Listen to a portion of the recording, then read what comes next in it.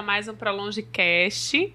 Hoje eu trouxe 3 convidados especiais lá da Clínica ProLonge para a gente conversar sobre um tema muito importante.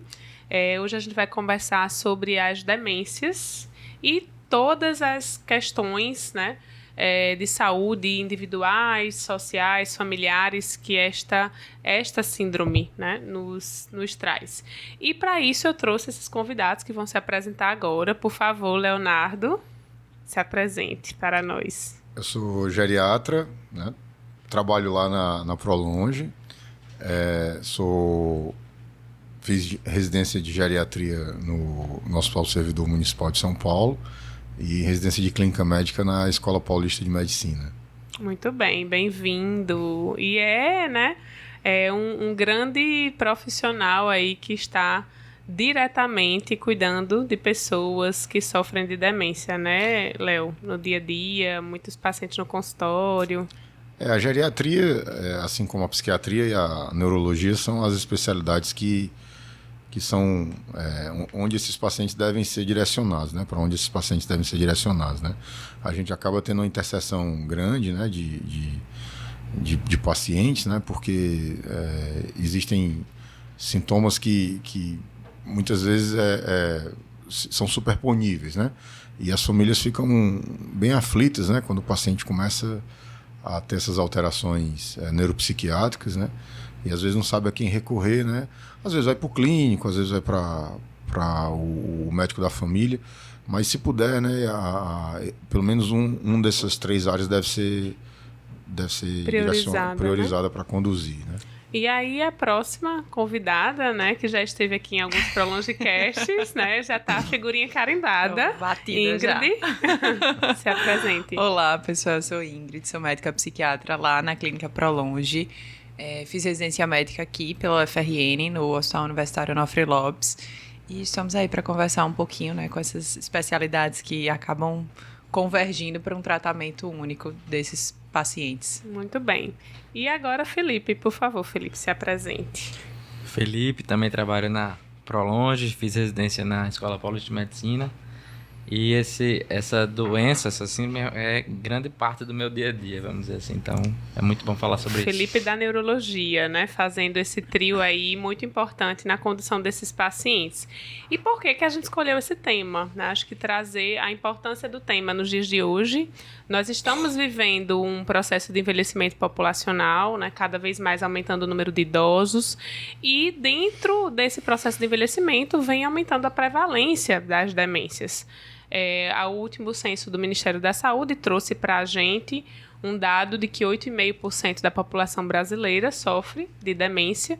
E interessante que a região Nordeste é a região com maior prevalência de demência, provavelmente pelos fatores sociais, econômicos relacionados, né, educacionais.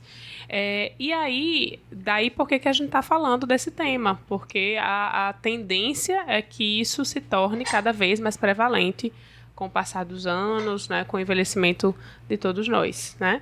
Além disso, os impactos da demência, não apenas para o paciente com demência, mas para os familiares, para os cuidadores, né? Questões sociais e econômicas, questões emocionais bem importantes, né? Por isso que a gente vai conversar aqui. E aí, para a gente começar esse bate-papo, né, eu vou começar aí puxando de Léo, né? O que é demência? A gente fica falando demência é um nome técnico que a gente usa, né? Mas o que significa demência? Demência, como você falou, é um quadro sindrômico, né? Falando uma linguagem mais fácil de entender, é um conjunto de sintomas, né, que pode ter mais de uma causa, né? A demência ela é definida basicamente por dois fatores, né? O indivíduo tem um comprometimento de alguma função cognitiva, né?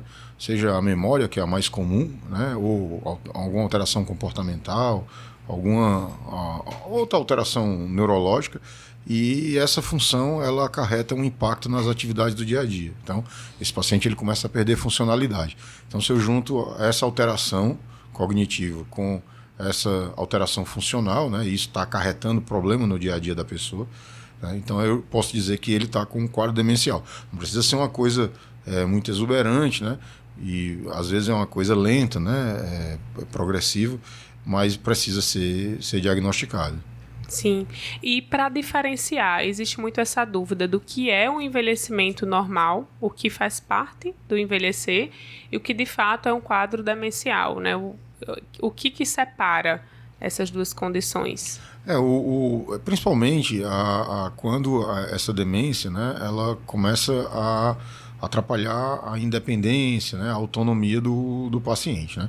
O idoso, tirando as questões motoras, as questões físicas que são inerentes, né, e inexoráveis, né, pelo próprio envelhecimento, né?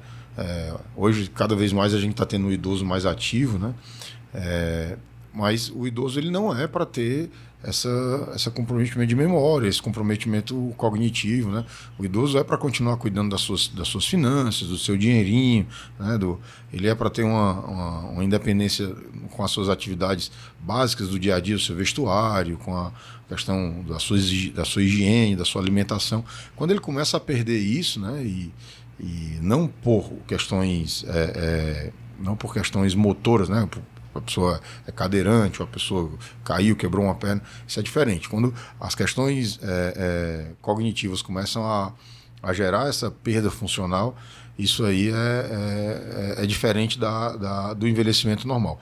O envelhecimento normal,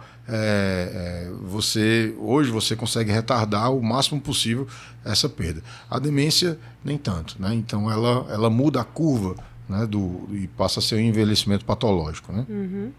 E aí, Felipe, como que a gente pode desconfiar, né? Que sinais de alerta este idoso, né, este paciente com demência nos traz no dia a dia para esse familiar que convive, né, para quem está de olho atento aí aos nossos idosos? Bom, Perdão. é muito importante o olhar de quem convive com esses idosos, né? Aquele idoso que começa a repetir demais os assuntos, não lembra mais um recado, esquece as horas de tomar o remédio. Você conta uma coisa para ele, daqui a pouco ele pergunta novamente, não sabe mais mexer no cartão de crédito, erra você vai comprar uma coisa na padaria ou no mercado e volta com a compra errada. Então são coisas pequenas do dia a dia que vão se repetindo e você vê que a funcionalidade daquele idoso não está normal, né? Sim.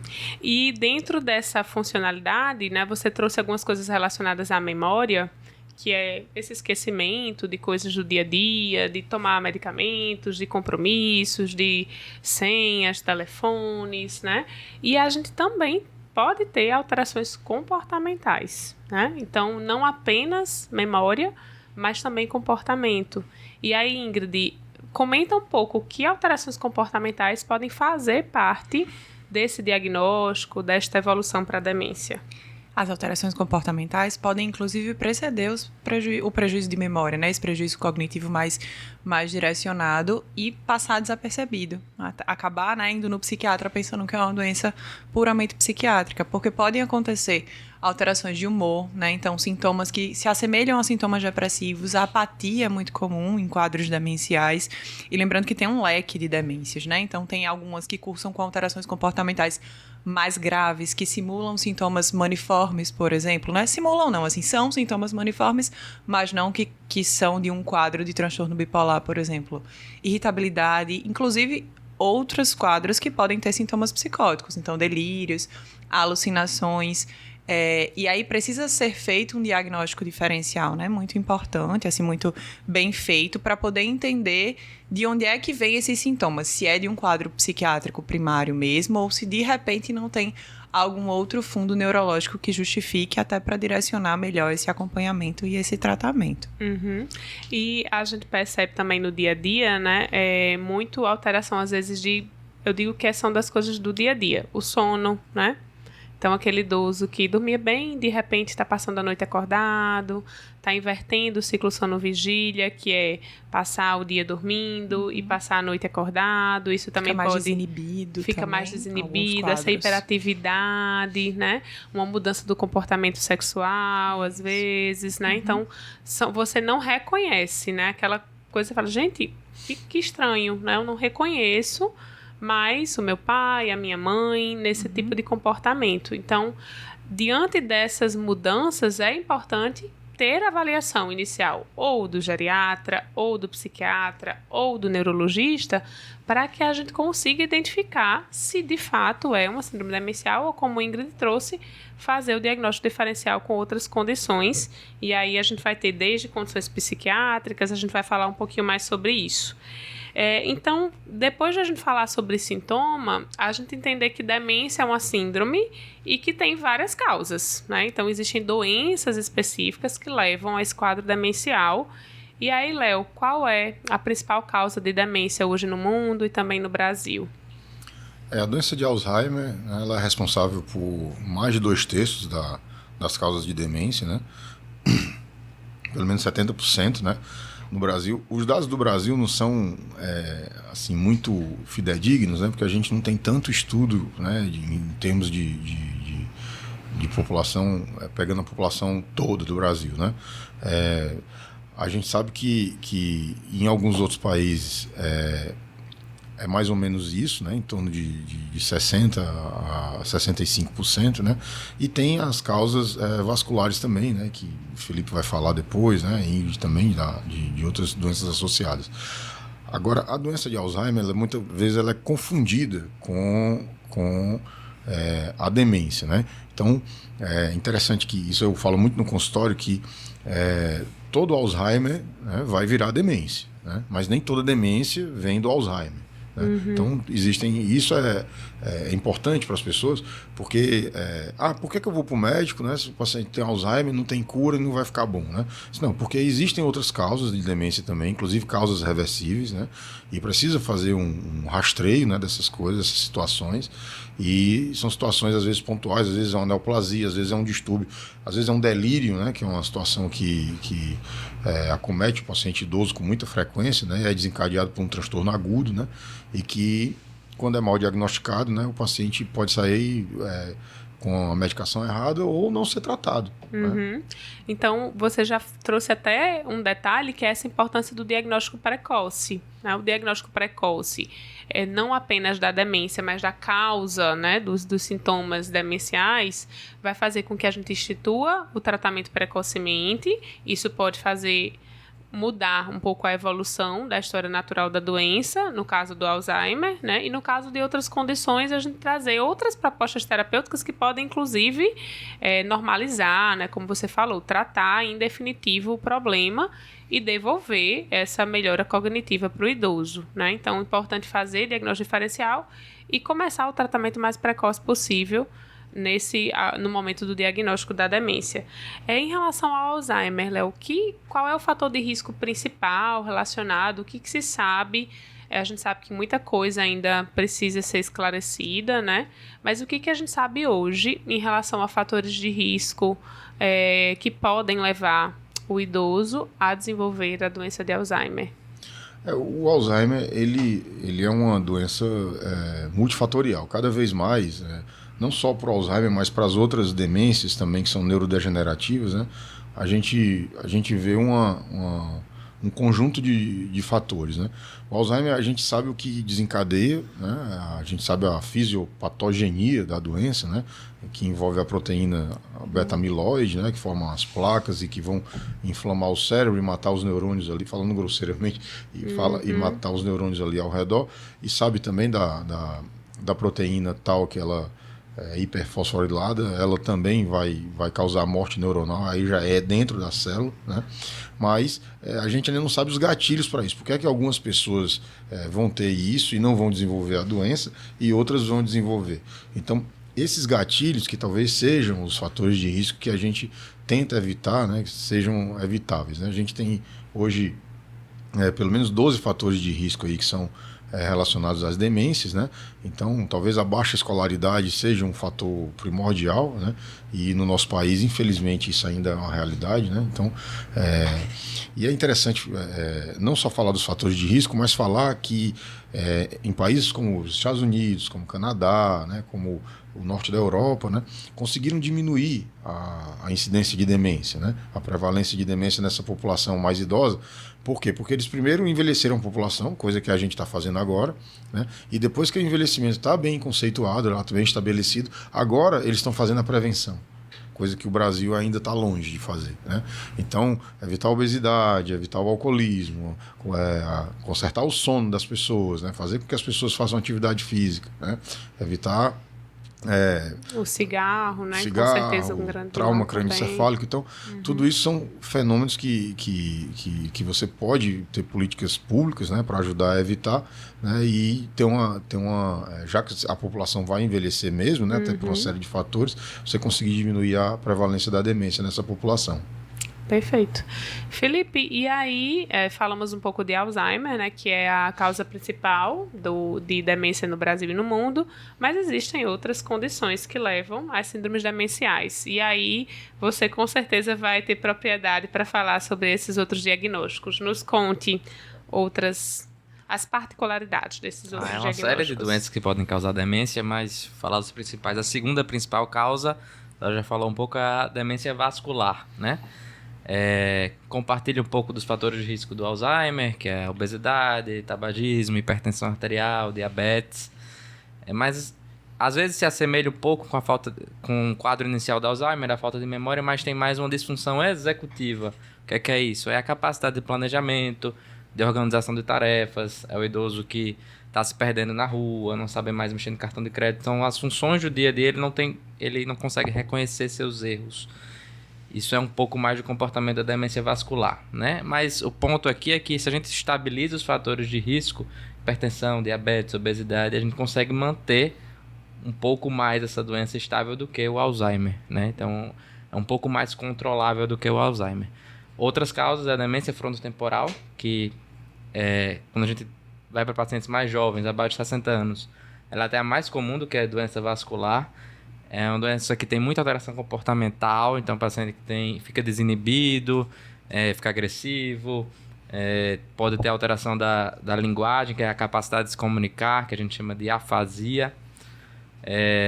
E tem a doença por corpúsculos de Levy, que é semelhante à doença de Parkinson, que é um paciente que tem alucinação visual, tá vendo bicho na parede, tá vendo coisas estranhas, tem muita flutuação do quadro, tem, assim, a hora está bem, a hora está ruim, e tem dificuldade de andar, dificuldade de equilíbrio. Então, são algumas doenças que têm comportamentos um pouco diferentes do Alzheimer. É importante a gente diferenciar porque tem tratamentos diferentes. Sim. E isso, falando um pouco de diagnóstico ainda, né? Como que a gente usa, que ferramentas, Leonardo, a gente precisa usar, né, nós médicos, com o paciente para dar o diagnóstico de demência? Que exames, que questionários, o que a gente pode lançar mão para isso? O paciente com a demência já estabelecida, né, não é um paciente de difícil diagnóstico, né? É um diagnóstico clínico, né? Muitas vezes a família já até sabe, né, que o paciente está abrindo um quadro de Alzheimer, né, e já leva ele, né, porque ele desenvolve muito precocemente a nosognosia, que ele para de perceber que está doente, né? E aí quando chega no consultório nessa fase, né, chega a pensar, poxa, por que ele não chegou antes, né? Então já é uma fase já considerada já de moderada a avançada, né? Mas o que passa pelo diagnóstico é a entrevista, né? Uma boa entrevista, né? Então, preferência com um profissional treinado, né? E aí entra o geriatra, o neuropsiquiatra, né? E alguns clínicos também bem treinados, né? Médicos de família também que podem também ajudar nessa parte, né? E aí existem ferramentas que a gente usa na entrevista, né? Como o mini exame mental, o teste do relógio, né? O teste de fluência verbal, né? As baterias cognitivas que a gente tem para usar, e depois você vai para a parte de exames laboratoriais, onde você pode lançar mão de exames que, pelo menos para excluir, né, outras causas, né? O ideal é você ter um exame de imagem, né, no mínimo uma tomografia, né, já que a nossa população, a saúde é tão complicada, né, mas se puder ter uma ressonância, né, é melhor, né? E tem exames mais digamos assim, refinados, né, que você pode lançar mão quando você tem dúvida de diagnóstico, né? Exame de líquor, né? Você pode usar o PET scan, você pode usar até mesmo hoje existem exames de sangue que ainda estão sendo respaldados pela comunidade científica, né, que também poderiam ajudar nesse diagnóstico. E dentre esses exames, alguns, como você falou, são para fazer diagnóstico diferencial de demências, não entre as demências, né? De outras condições que simulam as demências, mas que não são demências. E aí também Felipe deve ver algumas condições aí. Então, falando em diagnóstico diferencial, o que pode imitar uma demência, mas não é demência? Tá, então temos algumas coisas. Deficiência de vitamina B12, né? Deficiências graves de vitamina B12 causam um quadro demencial grave que pode ser revertido a depender da gravidade disso aí. Encefalites autoimunes. Cada vez mais a gente tem aumentado o conhecimento sobre essa condição, que não é tão raro assim, e tem tratamento para o paciente melhorar desse quadro. Infecções, neurosífilis, por exemplo, neurotuberculose, causam quadros demenciais potencialmente tratáveis, né? Então, tem que entrar dentro dessa investigação. Acho que hidrocefalia de pressão normal, né? Normal, também é uma que é comum, né? Assim, que pode estar dentro desse meio. Câncer, por exemplo, quando você tem invasão do sistema nervoso central, você pode causar quadro cognitivo. Então, tudo tem que ser investigado. E entra aí um grupo de doenças que Ingrid conhece bem e que vai simular, que vai entrar como diagnóstico diferencial. Eu acho que é um dos grandes diagnósticos diferenciais nessa população idosa, que são as doenças psiquiátricas, né? Então, do seu lado, Ingrid, o que pode parecer demência, mas não é demência? A depressão, por si só, gera um prejuízo cognitivo que tem algumas literaturas um pouco mais antigas que chamavam, inclusive, de pseudodemência depressiva, né? E aí precisa ser excluída se não é a depressão a causa daquele prejuízo cognitivo. Mas isso, né, a gente tem que ter um adendo, porque pode simular uma demência, como pode ser um diagnóstico comórbido, ou podem ser sintomas, né, da própria demência. Então, não é uma coisa tão simples de se fazer esse diagnóstico. E aí a gente precisa atentar a sinais de alerta. Por exemplo, quadros psiquiátricos depressivos, ansiosos um pouco menos, mas quadros depressivos ou quadros psicóticos que se abrem numa faixa etária de população mais velha, podem ser primários? Podem, mas não é a regra. E aí aquele paciente, né, aquele idoso que abriu um quadro já numa idade mais avançada, que não tem história pregressa de doença psiquiátrica, quadros que são de mais difícil de tratamento, que são mais refratários, tem que acender o sinal de alerta, né? Ou que um prejuízo cognitivo é muito mais grave do que o que normalmente a gente espera para doenças psiquiátricas primárias, por exemplo, tem que se fazer, né? Tem que atentar ao alarme de que pode ser que sejam sintomas demenciais iniciais e que se abriram com o quadro psiquiátrico. Para além disso, existem quadros psiquiátricos primários que vão cursar com demência, né, de longo prazo. Então, existe a demência secundária ao transtorno bipolar, porque é um cérebro mais envelhecido. Então, né, é um diagnóstico diferencial dentre as demências, por exemplo. Mas aí a gente precisa, sim, né, fazer esse diagnóstico diferencial para poder ir direcionando, de fato, o tratamento. Porque sendo sintomas psiquiátricos, né, secundários à demência, é o tratamento da demência que vai melhorar esses sintomas e não necessariamente o tratamento de uma depressão, por exemplo, sabe? Dificilmente um idoso vai começar um quadro psiquiátrico, alteração comportamental, sem ter tido nada antes, né? Se for uma doença... Não é o padrão. Apenas psiquiátrica. Não é o padrão, é bem mais raro, né? Perfeito. E aí, depois de a gente, né, ter esse diagnóstico, excluir outras causas, confirmamos a demência, né? A gente vai falar de tratamento. Felipe já trouxe um pouco, eu acho que o tratamento das demências vai depender de qual é a causa da demência, obviamente, e aí a gente vai trazer um pouco esse olhar para a principal causa de demência, que é a doença de Alzheimer, né? Então, uma vez diagnosticado com doença de Alzheimer, o que a gente pode oferecer a esse paciente, Léo? Em termos de tratamento... A gente podia ficar falando de tratamento de demência durante dias, né? Mas é o seguinte, para ser um pouco mais conciso, né? O tratamento ele é um pouco frustrante, né? Somente para a família, né? Mas do ponto de vista médico e populacional, ele é importante. Importante porque se você diagnostica precocemente, né? E você entra com a medicação anticolinesterásica, que é o que a gente ainda tem hoje para fazer, né? Apesar do remédio ter mais de 20 anos, você ainda mantém a funcionalidade, ou pelo menos o resto de funcionalidade que esse paciente tem durante 3, 4, 5, às vezes até mais tempo, né? Então, isso assim, num paciente idoso é muito importante, certo? E do ponto de vista populacional, se todo mundo for diagnosticado corretamente e for tratado no tempo hábil, certo? Você vai ter um impacto muito menor em termos de saúde pública, né? De dependência, de questão de cuidadores, né? Enfim, né? Então, você tem basicamente uma deficiência de acetilcolina, que é um neurotransmissor que age na região mais relacionada à memória, né, digamos assim, do cérebro. Então, os remédios hoje eles tentam compensar essa carência desse neurotransmissor, né, aumentando essa oferta nas sinapses, né, que é a comunicação entre um neurônio e outro. Então, durante algum tempo isso vai funcionar, certo? O neurônio, o paciente ele vai evitar ou diminuir essa perda, né, cognitiva dele, né, com essas medicações. Nem todos respondem, né, infelizmente, né? Os remédios poderiam ser melhores. Existem agora novos remédios que estão chegando, né, que são remédios mais voltados para a parte de anticorpo já direcionado, né, contra essa proteína beta-amiloide que causa a doença, né? Mas também ainda não é essa maravilha toda, né? Os remédios são muito caros, né? O acesso complicado em termos de saúde pública, talvez não seja viável, né? Então, a gente ainda tem um caminho longo a percorrer, né? Mas a gente tem que fazer, tem que diagnosticar e tem que tratar, porque se para algumas famílias parece ser frustrante, né? Se a gente for analisar isso em termos de saúde pública, isso ainda tem um impacto muito positivo. Uhum. Perfeito.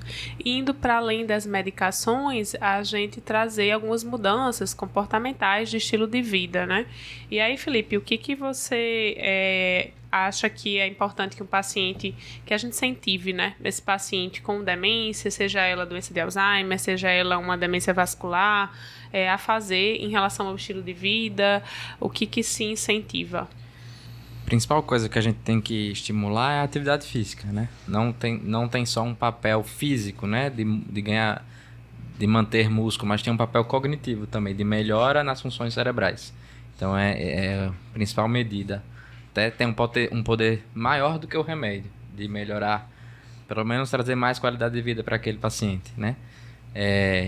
Estimular melhor a alimentação, melhores hábitos de vida como um todo, controlar diabetes, hipertensão, obesidade.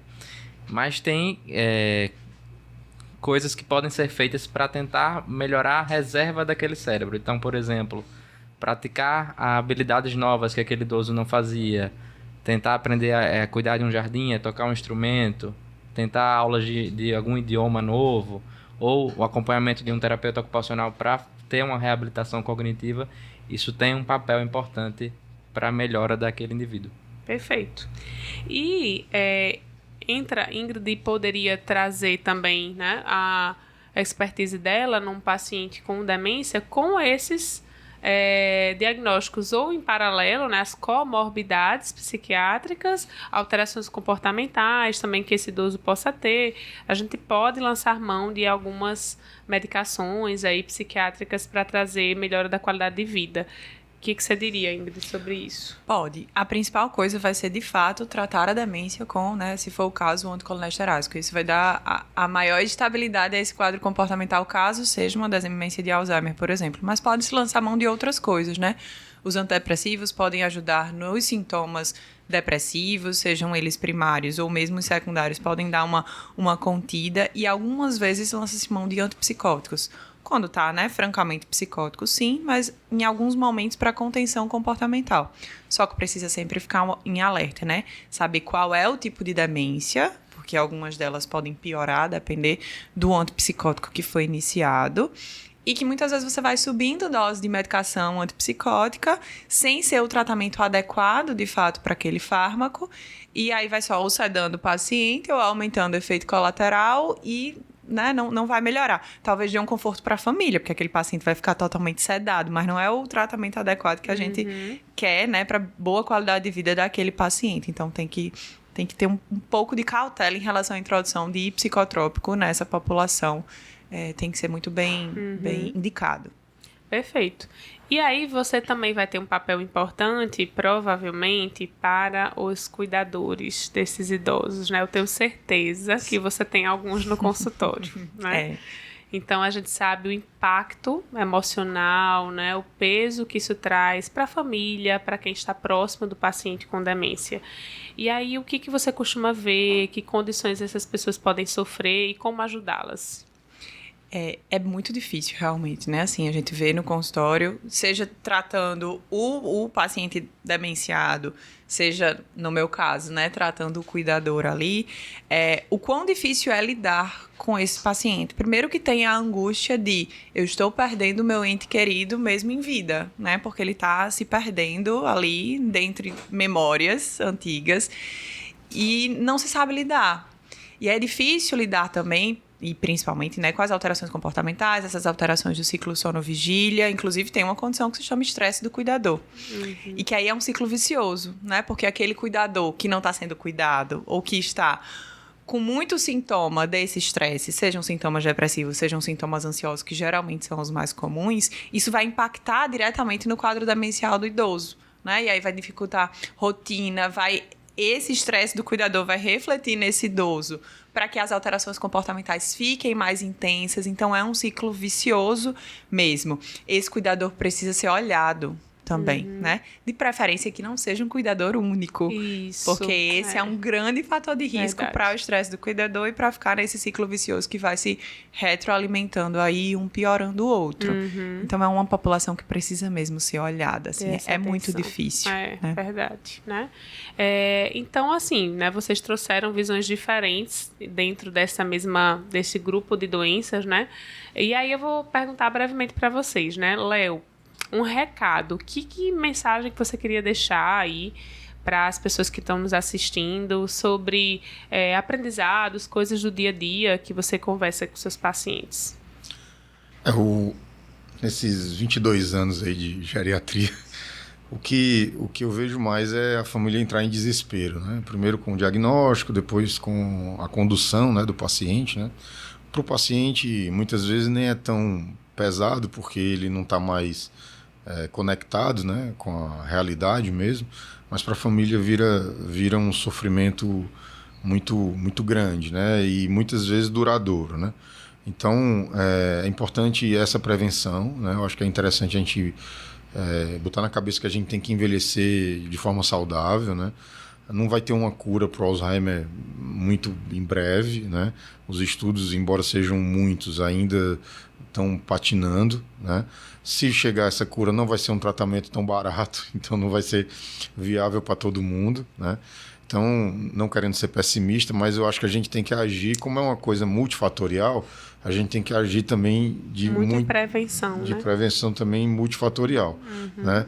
Então, é aquilo que a gente já falou, né, dos fatores de risco, né, evitáveis, né, que a gente tem que... E caso apareçam sintomas cognitivos, né, procurar precocemente o profissional, perder esse estigma, né, esse tabu, né, eu acho que tem que fazer o diagnóstico, né, se a pessoa tem uma alteração, ela tem que procurar fazer o diagnóstico, né, tem que procurar o tratamento, né, porque eu tomo um remédio para memória, né, a partir de agora eu sou mais ninguém na vida. Não, né? Eu tenho muitos pacientes ainda que são ativos, né? Mesmo tomando anticolinesterásico, né? Que ainda, obviamente, já vão deixando as suas profissões, vão deixando de dirigir, vão deixando as suas finanças, mas não precisa ser uma coisa abrupta. Eu acho que dá para ser uma coisa planejada junto com a família, né? Porque a doença é da família também, não é só do paciente, né? Perfeito. Ingrid, o que você queria deixar de mensagem, de algum aprendizado importante do seu dia a dia?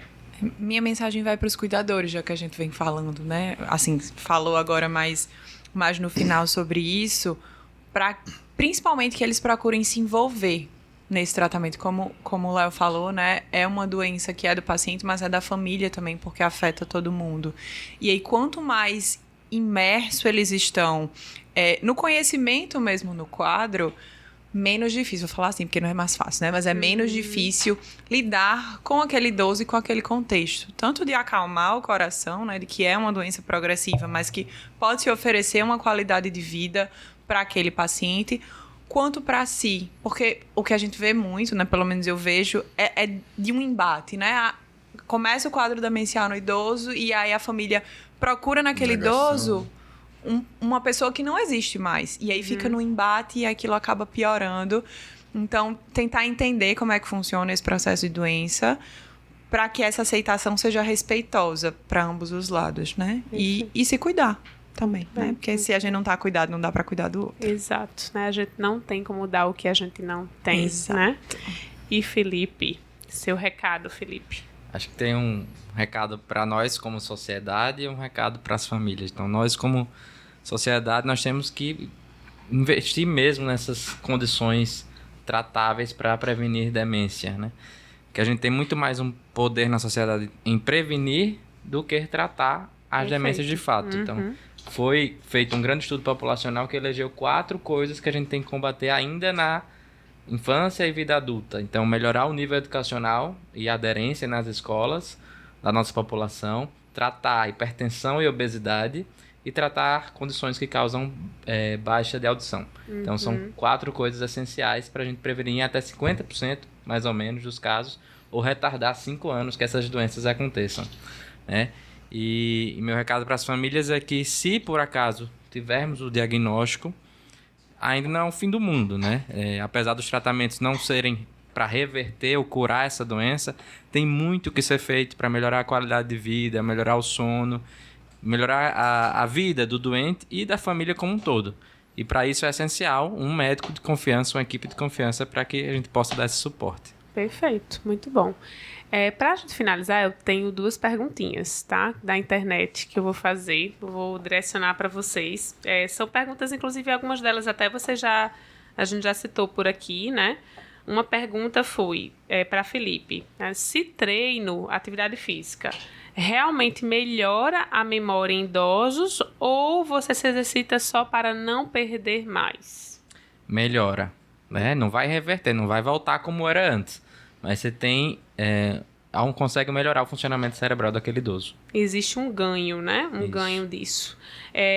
Uma outra pergunta, que aí eu vou passar para Léo, né? Existe possibilidade de prevenção, mesmo quando você tem herança genética? E aí o que pode ser feito? O Alzheimer genético, ele graças a Deus, ele é uma parcela bem pequena, né, da população que vai desenvolver Alzheimer. Geralmente está ligado a alguns genes, os genes da presenilina 1, presenilina 2 e outro gene relacionado ao cromossomo 46. A gente vê em, acho que menos de 2%, né, dos casos, né? E assim, você não tem como prevenir depois porque a pessoa já nasceu com aquela carga genética, né? Mas a prevenção vai entrar dentro dessa prevenção dos fatores como um todo, né? O problema é que o Alzheimer genético, geralmente, ele é muito precoce. Ele é muito... Ele acomete pessoas antes dos 60 anos de idade, né? E aí, muitas vezes a pessoa não é o momento de se pensar nesse diagnóstico, né? Porque às vezes a pessoa chega no consultório lá com 45, 50 anos dizendo que está muito esquecido, a gente vai procurar outras causas, né? Às vezes um distúrbio de ansiedade, ou não vai pensar num quadro demencial neurodegenerativo, né? Mas no caso do Alzheimer pré-senil, né, vai ter. Então, talvez seja mais o caso de se pensar nisso, né, quando existirem os sintomas e fazer uma história da hereditariedade desse paciente. Né? E, em último caso, até um aconselhamento genético. Né? Sim, perfeito. É isso, gente, né? Obrigada pela presença de todos vocês. Eu sei que a agenda é corrida, né? Então, estarmos aqui trazendo conhecimento, conversando com esse time maravilhoso. E aí, eu queria agradecer também a quem nos assiste. Compartilhem, né, o vídeo para quem está lidando com pessoas com demência, tem dúvidas em relação à doença, para que a gente aumente essa educação também populacional em relação a isso. Obrigada. E é isso, até o próximo ProLongCast. Obrigado. Obrigado.